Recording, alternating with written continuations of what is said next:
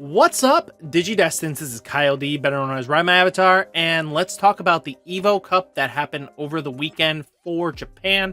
These are like 32-player tournaments, but we'll break down what the decks won and do a little synopsis. They gave a lot of information. I want to thank DTCG Review and DPP channel all helped out in getting this information. They kind of just go hand in hand. A lot of information gathered up. So let's dive into it and talk about it. So this came from none other than the Digimon Review. I like how they broke it down. I'm just going to do a brief informational on this. I like how they spread out the information. They got 34 on Crossheart, Yellow Hybrids, about 12 total played.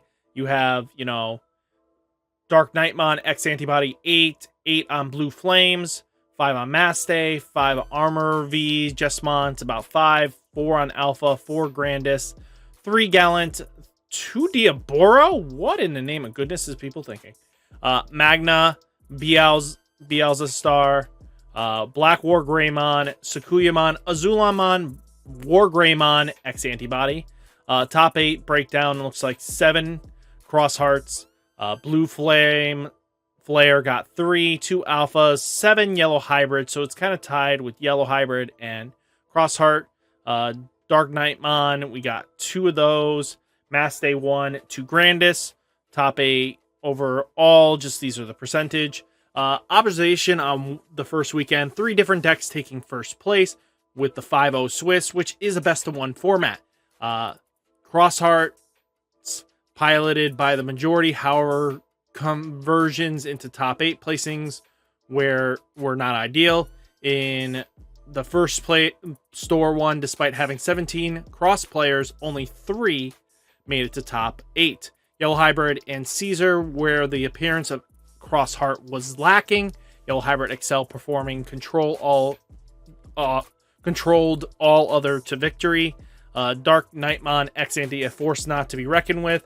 There's one single Dark Knightmon wrecked all the Crosshearts he faced towards a perfect victory at 5-0. Honorable mention, Alpha, AO, Grandis are still relevant in BT-10 meta with the Overwhelm Burst. Blue Flare remains everyone's fearsome stun mechanism. Mastay is a perfect game contender against Yellow Hybrid and Crossheart by taking out both Digimons and Tamers.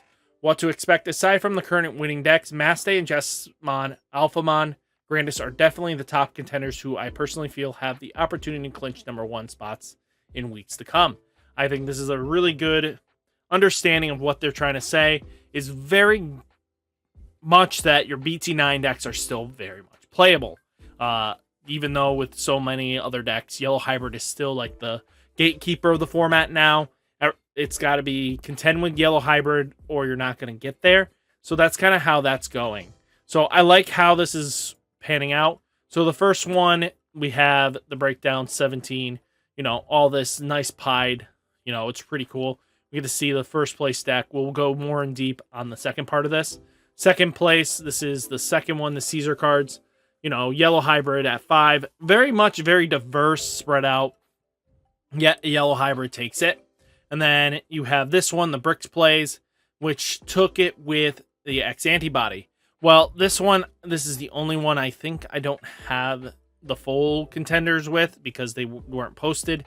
But we have, the way of negating our opponents' hard plays of their Dexmon, X Antibody Knightmon being able to pop a Tamer, which can be your Tamer. So it's just all in all good stuff here. Nothing too crazy out of the ordinary here. I really do like the build. I'm excited for Dark Knightmon when this deck gets full power. So in BT-10. So this was from Brick Plays. So this is the X Antibody one. Sorry. We'll talk about the other one shortly. So, we got a good glimpse at this one. Now we have Dexmon with Xros. It's got, Crimson Blaze to deal with wide boards. The Flare that lets you draw 2 or pop something. An option card that minuses for every yellow and red Tamer you have. So this deck plays a lot of red and yellow, so you're going to get much value out of it. So you get removal for cheap, you know, the combo OTK potential with this, with the deck being able to basically rush in. If they die, they go underneath the tamer and hide. As long as you can't, if they get popped, that's the only time you really have to worry about it. But that's just all in all, that's all you're doing. You're answering, you're playing the hide and go seek route, and then just spamming them into your ×5 or ×4, you know, just all in all, just constantly. And then having Dexmon being the wider they go, the cheaper he gets. So it's all in all just how this deck is going to pilot. Another one here, nothing too out of the ordinary. They are playing the Tai and Kari. This is really awesome because the fact is that it gains you 2 memory because it's very easy to gain it. If I remember correctly, the requirement is based on security. So your opponent's security and your security. So I think that's how the memory gain works on that. But you could correct me if I'm wrong. But I mean, you got cards that basically draw, gain you a memory. You know, they just do what you need to. You know, Mikey here is instantly going to just get you into your X's and stuff like that. Ties in here just set you to 3, but also because it makes your X's a lot more powerful. And every time they die, you just reload Mikey. If they survive, actually, even better, because then you just reload Mikey, pop it, go back into it, and go for games. It's just really nasty deck, and it's very powerful. And then here is the deck that everybody wish would die on a pitchfork and a fire. Yellow Hybrid is one of the more powerful decks. You got, you know, the ability to draw with the promo Guilmon. With this Gigimon, they swing in, draw 1, draw 1. Your opponent has to answer this kind of power. It's just really powerful cards that they just don't always have an out for, and that can lead to victories on your end. So it's just something to keep an eye on and be smart about. Venusmon just being able to shut down when it digivolves. That's why the deck actually does really crazy things, because it can shut down cross decks a little bit, slow them down a little bit, but I don't feel like, because how fast cross is, unless you get Venusmon right away and time it right, you could get very punished quickly, and they might just wait out a turn if you can't apply enough pressure. I mean, you got enough minusing DP potentials and stuff like that, but it just sometimes you're just not enough. So something to keep, you know, constant eye on. This doesn't have all 8 decks, but, you know, you got Grandis here. Not a bad deck. We'll cover more on this tomorrow. Another Grandis, just OTK Central, and then another Exo Cross. I mean, you know, Cross. And then we have the, you know, top 4 from this one. Thank you, DPP channel. Thank you for gathering this information. I really do appreciate it. So we got, you know, the Yellow Hybrid, of course, being Yellow Hybrid. More Yellow Hybrid. This was where Cross wasn't as dominant in the meta. So this is why Yellow Hybrid kind of just takes the lead. It just uses its ability to stun and just apply pressure constantly on your opponent. So it's just something you got to pay attention to and know what you're up against. I mean, even had Alphamon in here, but when you don't have outs to their abilities, that's kind of where you struggle a bit. So it's just something you need to pay attention to and be prepared for. I mean, this deck is going to be crazy anyway. I mean, Dexmon is just a powerful card. As much as I love the card, it's going to be one of those staple cards that almost, if your deck can play it, it's going to be played.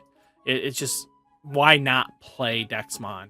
If it doesn't hinder your abilities, he's just a control card in himself, and it just outs a lot of problems. So I feel like if they were to ever implement another restriction list of some sort, they might have to hit Dexmon eventually, just because it's just played in so many decks, and it's just such a major out in every situation that, and you need to answer him right away. I don't know if that can handle in most events.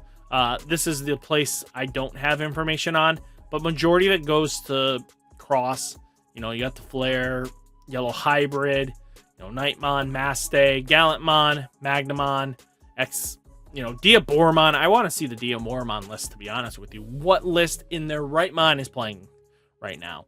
But all in all, just great stuff coming from the JP format. It gets me really hopeful that we have a decent spread of Digimon, but it's going to be really cross-heart dominant. I won't be surprised if that's kind of the go-to deck a lot of people go to. And that's going to be scary to think about, is what do you do to top that? So, I mean, we have the hideaway rookie stuff and the build-up to go explosive, but we're going to have to see what happens. So what do you guys think? I do want to thank TCG Review. They did a great job gathering all the information and doing some stuff. And then DPP channel, congrats, really solid. So guys, hopefully you liked the video. Let me know down in the comments, and I'll catch you in the next one. Peace!